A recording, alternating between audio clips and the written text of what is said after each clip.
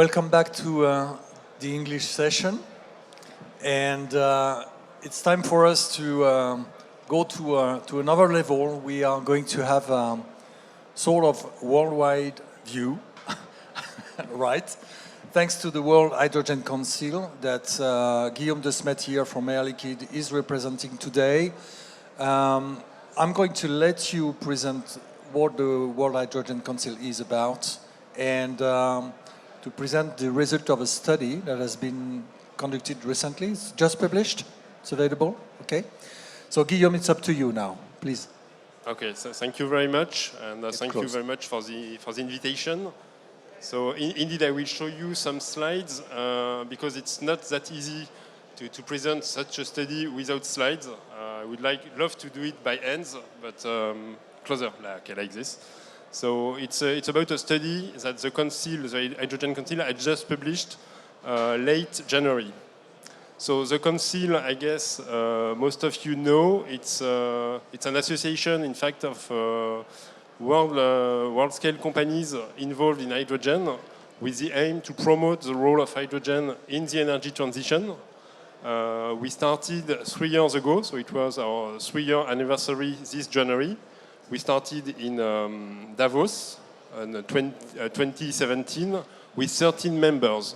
And now we are at over 80 members. You have all the logos on the slide. It's an association where the companies are represented at CEO level with regular meetings to update and to promote the role of hydrogen and to push it by the industry at the higher level that we can think about. So, as the Council, the study I will present to you, which is the last one, the Path to Hydrogen Competitiveness, a Cost Perspective, is in fact to be seen in the perspective of the previous study we made. First, in January 2017, we introduced a vision, in fact, the fact that hydrogen is unavoidable in the energy transition to decarbonize our economies. Scaling up, that was the name. No, it's the first one. The first one was just before Scaling Up, that came a few months after, released in COP23 in November 2017, where in fact it was the first study that behind the vision, or beyond the vision, quantified the potential for hydrogen as a systemic energy vector in 2050, reaching 18% of the energy demand at that time, and showing the pathway in terms of volumes. So we made the vision, the volume, and now we came with the costs. Because when we released the Scaling Up study, we had a lot of questions on how the cost would evolve under such a scenario. And the new study is answering, in fact, this question, trying to show how cost will decrease when you scale up, when you go to scale. I think it was mentioned at the previous, just before this discussion by the speakers, that the next step, it's not anymore to continue only technology. You need, obviously, to continue to improve the technologies, to have innovation, but the next step to decrease the cost is now to reach scale in markets.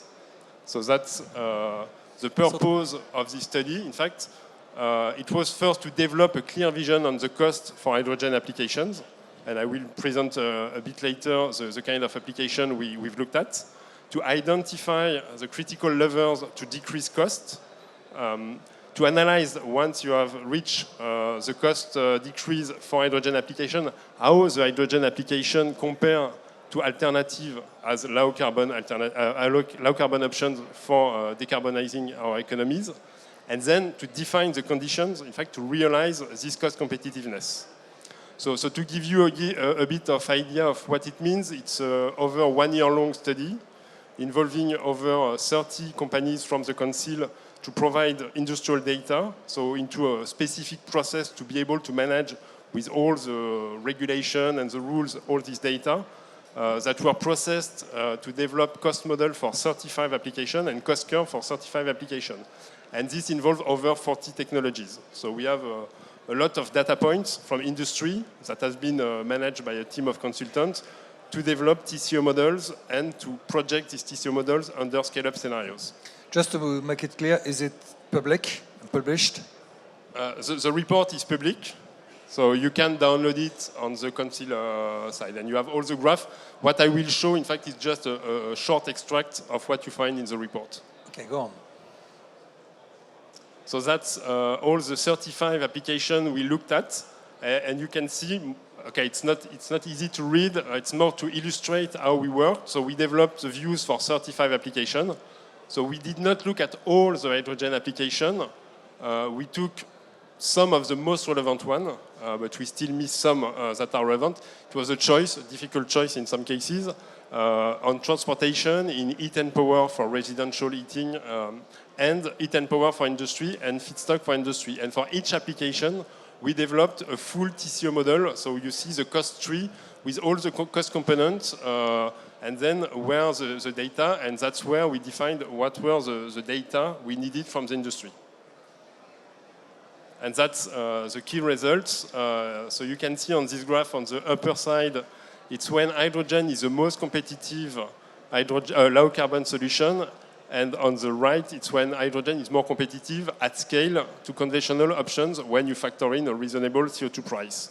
And we end up with over 20 of the applications that are where hydrogen ends up being the most competitive application for low carbon. Carbon application. I used to call them the sweet spot. So this is really, in terms of marketing, the market segment where an application usage is where it does fit. Yes, that's exactly. That's where we see hydrogen as unavoidable to decarbonize the economy. It's all the applications that are on the upper range of the graph. Okay. The ones that are down, it does not mean you will not have. It's that you have alternatives that will, in some cases, be more competitive.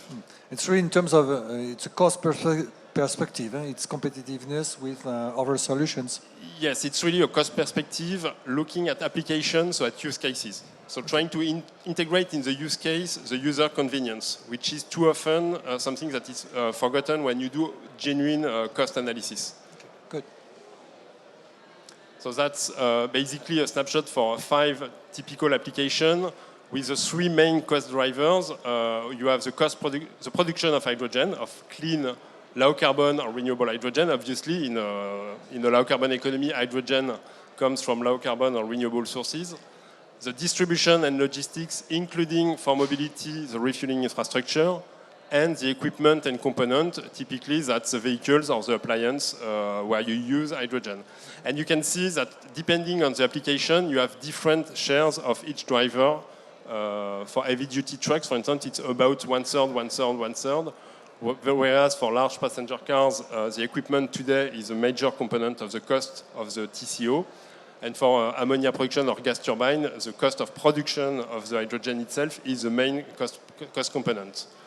So then we looked at all these 3 drivers. Here it's a snapshot. Again, you will find all the details in the study. Typically for the production part, looking at under scale-up, how does the production cost behave? So you see the decrease, the $6 per kilo, it's a 2020 cost, reaching 2.6 in 2030 under scale-up, basically due to manufacturing effect on the electrolyzer part, and the fact that you move to larger projects, larger stacks, and also, in the case of electrolysis, the continued decrease in renewable electricity. Okay, cost reduction, 60% electrolyzers by 2030. Yes, exactly. Okay. Then we end up about, and it's not on purpose, around 60% for the distribution part. Here looking at distribution for refueling station, where the main driver when you scale up is the fact that you have larger station, so reduce cost. You can tap into more optimized logistics like liquid hydrogen or higher pressure hydrogen for bulk delivery. And you have better load of the assets, which reduce the TCO of the distribution part of the cost. Okay, for the 3 transport options. Yes. Trucks, liquid, gaseous, and pipeline. liquid, and pipeline. Okay. Yeah, and then for the component, which is here, you have electrolyzer and fuel cell for the cars. These are the learning rates, which shows that when you scale up production, you decrease rapidly the cost. And the key learning of this analysis, in fact, is that you don't need to go to very high volume.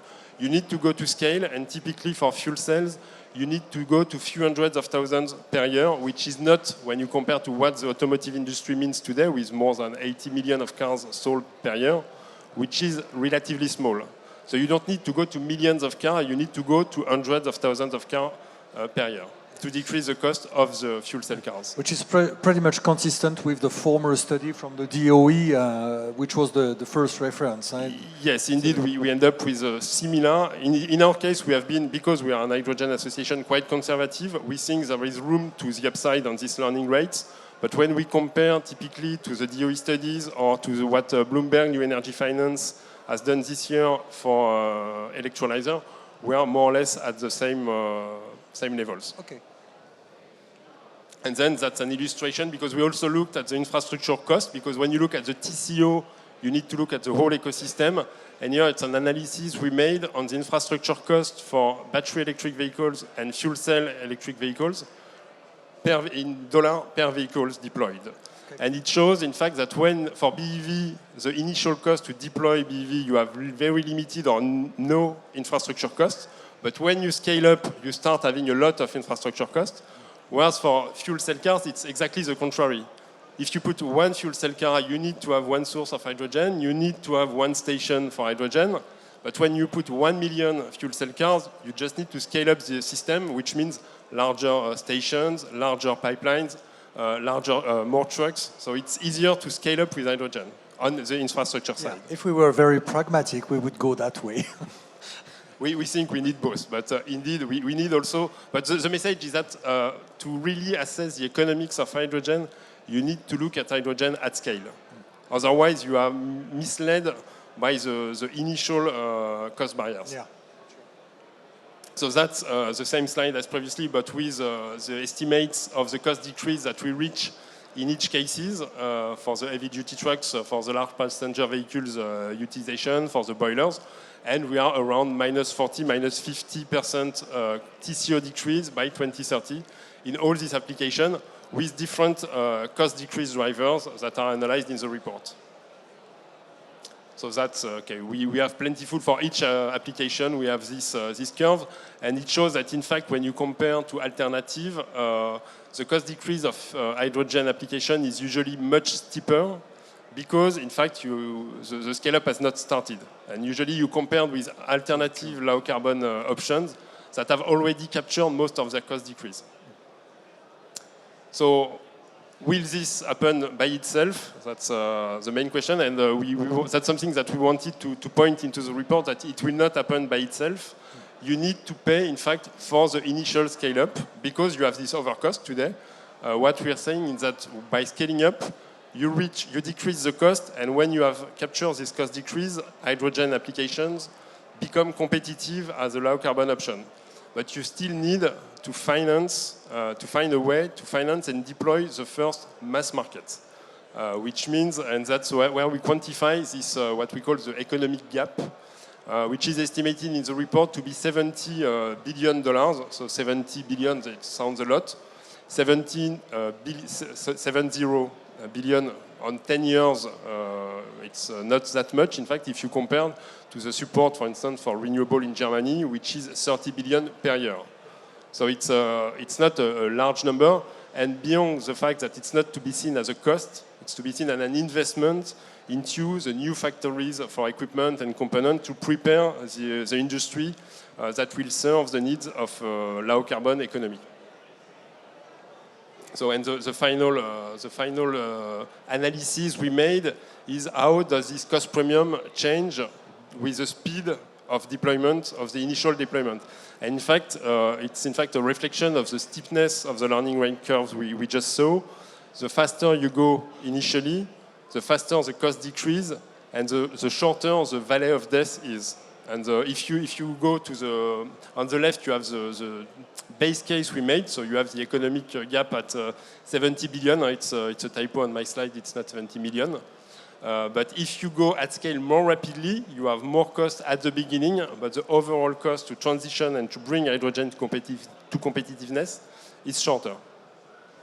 Okay, so in essence, we all know that hydrogen today is kind of problematic because of the cost, but we do know that for every application segments and usages, there is a roadmap. We know that we can achieve cost reduction.